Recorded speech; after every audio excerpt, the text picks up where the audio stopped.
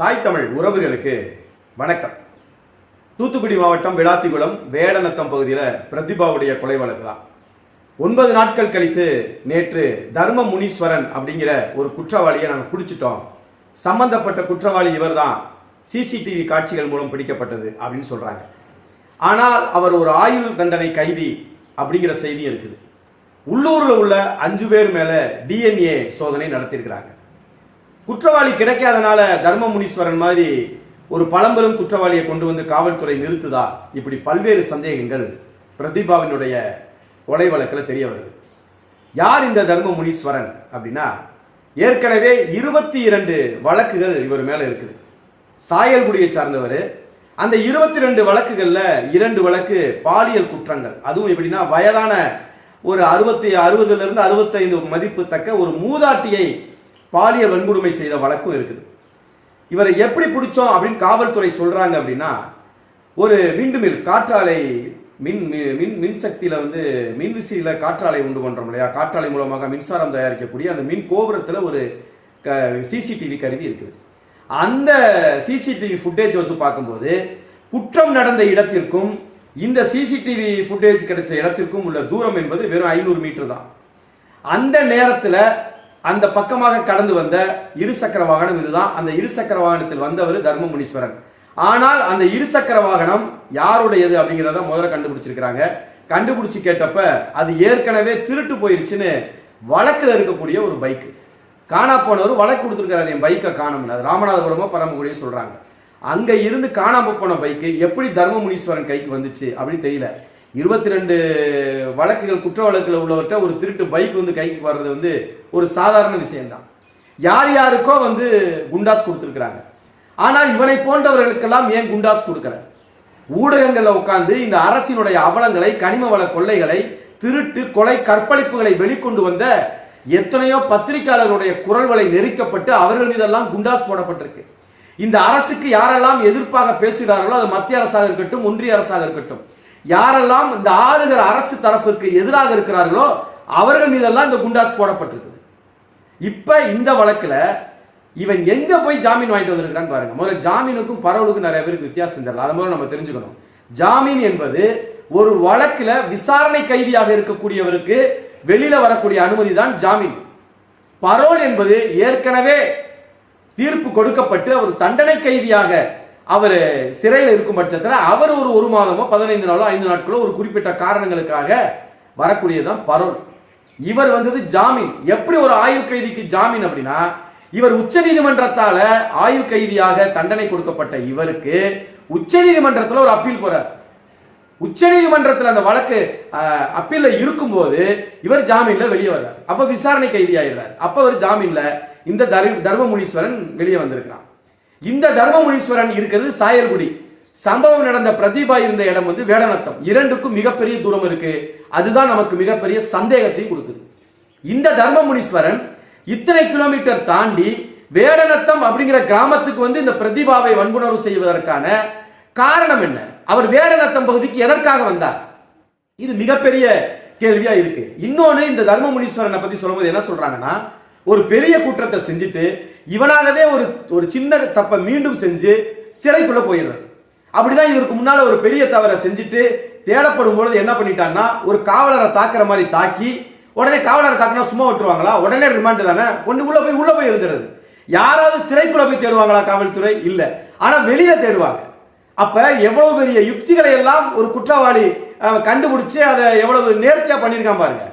அப்படித்தான் ஒருவேளை இதை விட, அதாவது பிரதிபா வழக்கை விட பிரதிபாவுடைய பாலியல் கொடுமை, அதை தாண்டி கொலை, இதற்கு மேல் வேற ஏதோ ஒரு தவறை செய்திருந்து இதை சின்ன தவறாக செய்தால் நம்ம திரும்ப உள்ள போயிடலாம்ங்கிறதுக்காக இந்த தர்ம முனீஸ்வரன் செய்திருப்பதற்கும் வாய்ப்பு இருக்குது.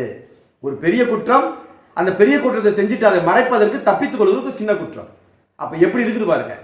அப்ப இதுல வழக்கறிஞர் என்ன கேட்டிருக்காங்கன்னா, அதுவும் குறிப்பா நம்ம வழக்கறிஞர் நாம் தமிழர் கட்சி அந்த கார்த்திக் ராஜா என்ன கேட்டிருக்காப்ல அப்படின்னா, இதுல இன்ஸ்பெக்டர் ஐஓவா இருக்கக்கூடாது, இன்வெஸ்டிகேஷன் ஆபீசர், விசாரணை அதிகாரியாக ஒரு ஆய்வாளர் இருக்கக்கூடாது சொல்லிட்டு இப்ப டிஎஸ்பி கொடுத்திருக்காங்க, துணை காவல் கண்காணிப்பாளருக்கு கொடுத்திருக்காங்க.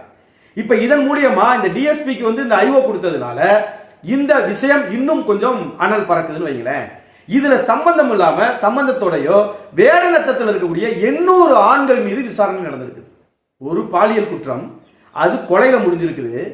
ஊர்ல உள்ள எல்லா பேர் மேலையும் சந்தேகம் வருது. அதுல 5 பேரை குறிப்பிட்டு எடுத்து அவங்களுக்கு டிஎன்ஏ டெஸ்ட் எடுக்கப்பட்டிருக்கு. ஒருவேளை இவர்கள் அந்த பாலியல் குற்றங்களை இல்லாம இருந்திருந்தா இந்த 5 பேருடைய நிலைமை என்ன, அவனுடைய எதிர்காலம் என்ன அப்படிங்கிற மிகப்பெரிய கேள்வி இருக்கு. எதற்காக இந்த தர்மமுனீஸ்வரன் உள்ள வந்தான்னு அந்த கோணத்துல விசாரிக்கலாம். ஒரு கிராமத்துக்குள்ள வர்றான்னா உள்ள கிராமத்துக்குள்ள உள்ள ஒரு ஆள் அவனோட தொடர்புல இல்லாம இந்த வேலையை செஞ்சிருக்க முடியாது. அப்ப அந்த ஆள் யார் அப்படிங்கிறது இப்ப வரைக்கும் நமக்கு தெரியல. இதுல ரொம்ப பெருசா காவல்துறை பண்ண மிகப்பெரிய வேலை என்ன தெரியுமா, இந்த பிரவீனாவை இடைநீக்கம் பண்ணது. பணி நீக்கம் கிடையாது. என்னைக்காவது பணி நீக்கம் செஞ்சு பார்த்திருக்கீங்களா? இந்த இடைநீக்கம் செய்யப்பட்டவங்க மீண்டும் கொஞ்ச நாள் எப்படிதான் பணிக்கு வர்றாங்க நமக்கு தெரியாது. நம்ம அடுத்த பாலியல் கொடுமை, அடுத்த கற்பழிப்பு, கொலை, கொள்ளை, அரசியல் அதுக்குள்ள போயிடுவோம். ஆனால் யாராவது இது மாதிரி பணி இடைநீக்கம் பண்ணப்பட்ட காவல்துறை அதிகாரத்தை துஷ்பிரயோகம் செய்தவர்கள் யாராவது பணி நீக்கம் செய்யப்பட்டாங்கன்னா கிடையாது. இன்னைக்கு அரசும் சட்டமும் அவ்வளவு கேவலமான இடத்துல தான் இருக்கு. அரசு பாருங்க, சுதந்திரம் பெற்ற இந்தியால ஸ்வச் பாரத் இன்னைக்கு தான் சொல்றான் வீட்டுக்கு ஒரு கழிப்பறை வேணும்னு.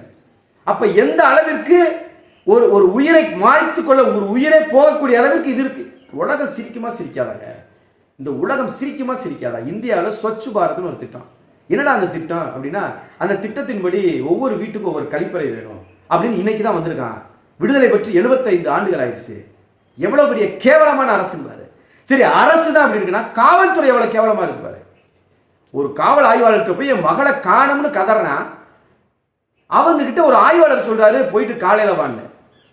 அப்ப காலையில தான் நீங்க வேலை பார்ப்பீங்கன்னா அப்ப எல்லா காவல் நிலையத்தையும் இரவு 9 மணிக்கு பூட்டிட்டு காலையில 9 மணிக்கு திறந்துட வேண்டியதானே?